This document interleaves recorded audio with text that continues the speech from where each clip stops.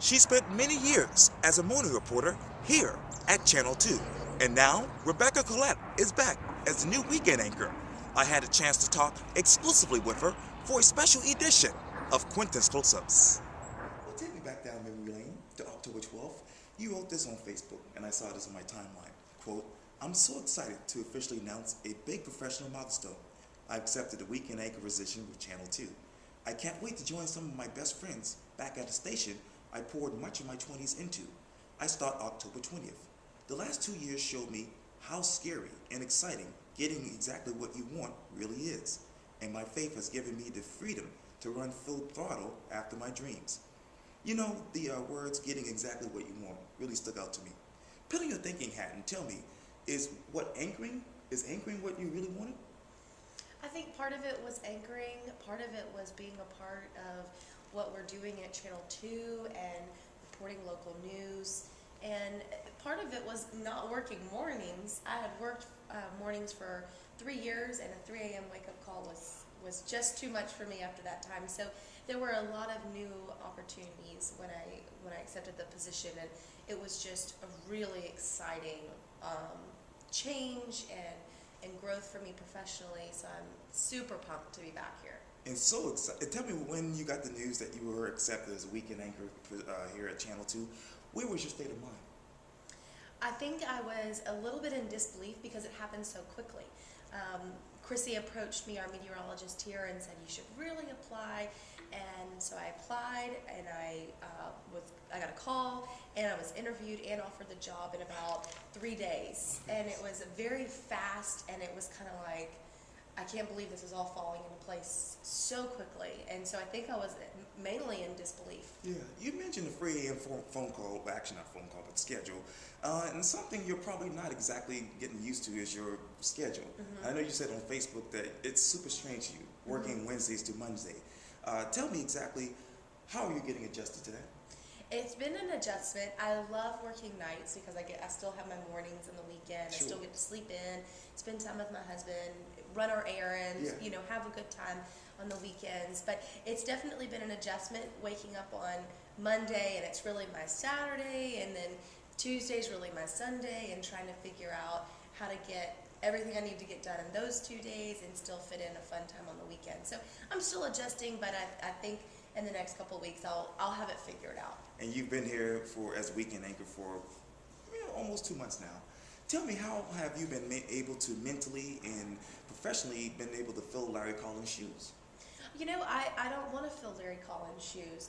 Larry was a staple here. He did a great job while he was here. I admire him a lot as a journalist. But I think that the change here overall has been good. There's been a lot of fresh faces here, and I want to take the weekend show to a different place and a different level, and do my own thing. I don't want to fill his shoes. I want to create my own path here on the show. And you talk about doing your own thing on the weekend show. I noticed your versatility on the anchor desk here. Tell me, what's that like? I love anchoring. I have a good weekend team that I'm working with. It's people I've worked with in the past that we've worked years together, so it was nice to just jump right back in with people that I already really enjoy working with. And certainly anchoring has been a new challenge, but it's fun. It's fun, and I want our viewers to know that I'm here doing this job because I really love this community, and I want them to have the best news they can get, because I grew up here. Yes, you did. And I love this town, and I want to deliver the best possible news that we can. Speaking of news, before returning to cover news here at Channel 2, you're really ahead of the news as a public relations and media coordinator for Goodwill Industries of Lower South Carolina. Tell me, what was it like being ahead of the news?